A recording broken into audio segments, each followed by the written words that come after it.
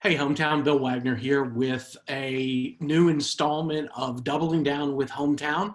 This time we're going to talk to John Fehr, who has been in third-party coaching for a while. Want to talk a little bit about what he gets out of coaching, what he's learned, how he's moving his business forward. So thanks, John, for joining us.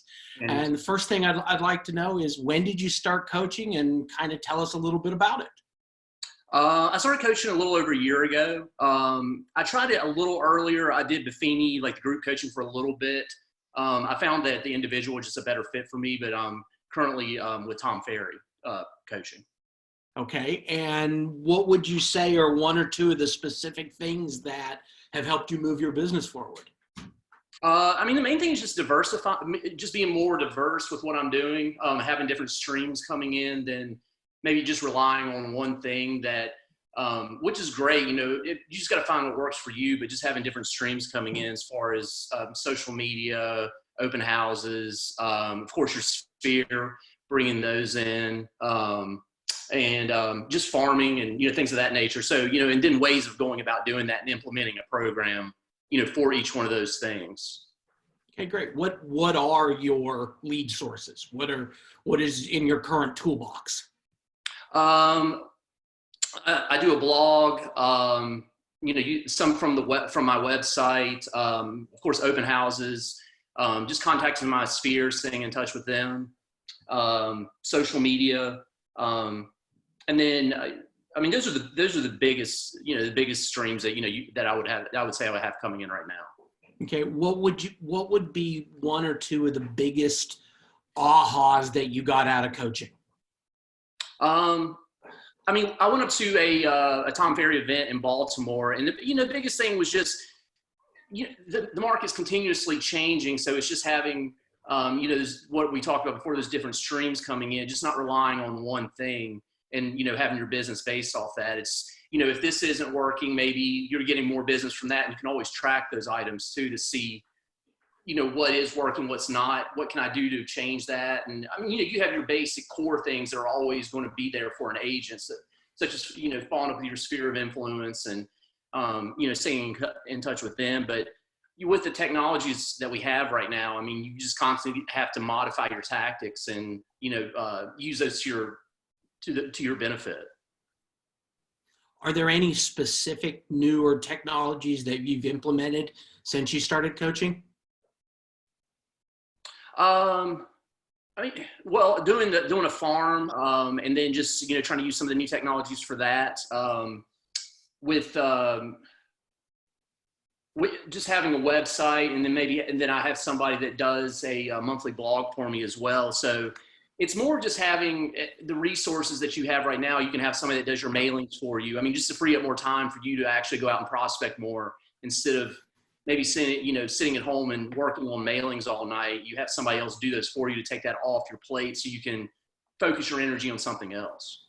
Sure, and we've been doing Zoom for quite a while as well. So getting on a Zoom call was not new.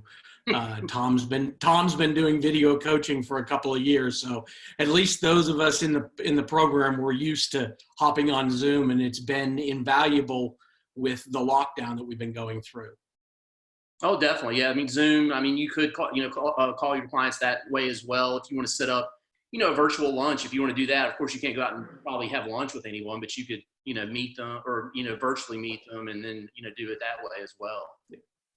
What would you say to someone? Where should they be in their business, as far as a new agent, an experienced agent, when they think about coaching?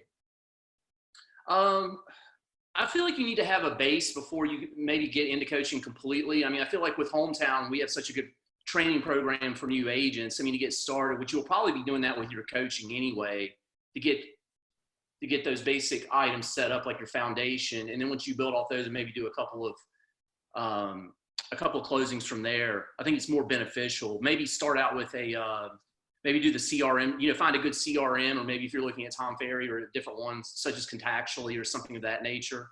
And that's going to prompt you every day.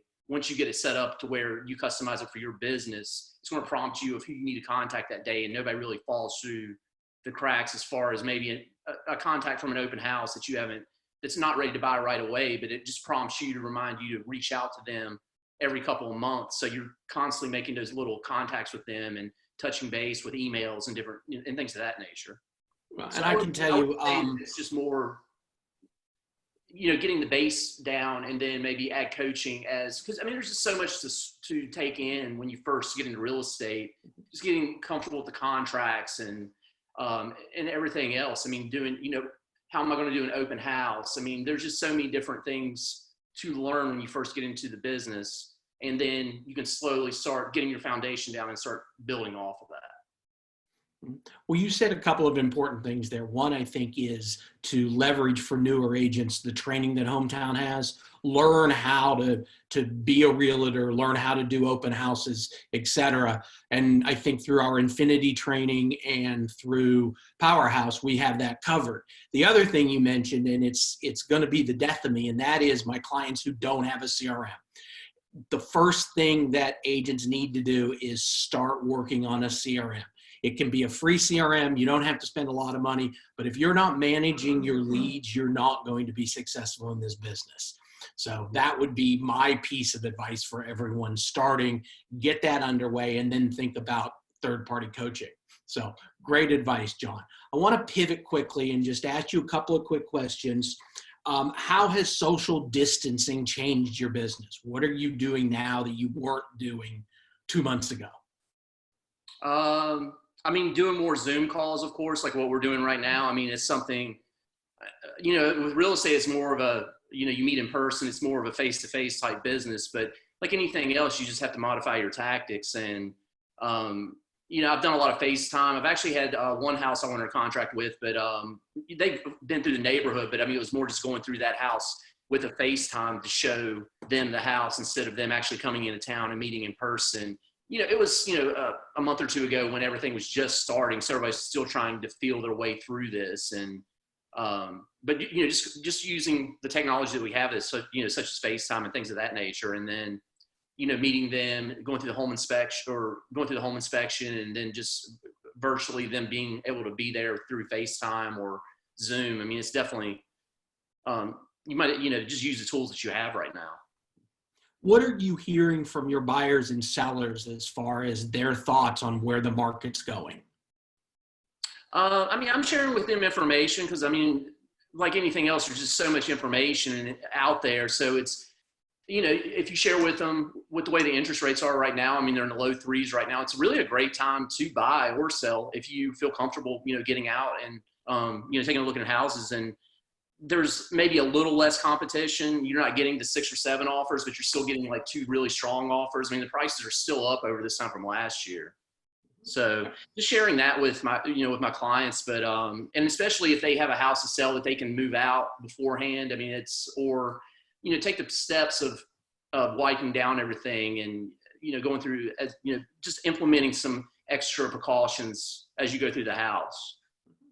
Makes perfect sense. We all want to put safety first. So do you have any other thoughts for the Hometown folks? No, not really. I mean, it's more just, getting your base down, what we talked about with, that's what's so nice about real estate is you go through, but there's so many different ways you can approach it. And then, just doing what works for you, just get your foundation down and just being persistent with it every day. Hold yourself accountable or have a coach that holds you accountable, but just taking those steps and making sure. And then with the CRM too, that's going to, hold you accountable of, hey, did I complete these tasks today? And then you can check it off, and it's rewarding to be able to go back and track that and see that you've done, okay, I've made these many calls, I've done this, follow up with people. So that's the biggest thing I would take away from it. Well, good. I appreciate it. And thank you for your time. And we will continue these double downs with Hometown. And I look forward to actually seeing you in the office one of these days when social distancing ends. So thanks again for your time, John. I do appreciate it. Thank you.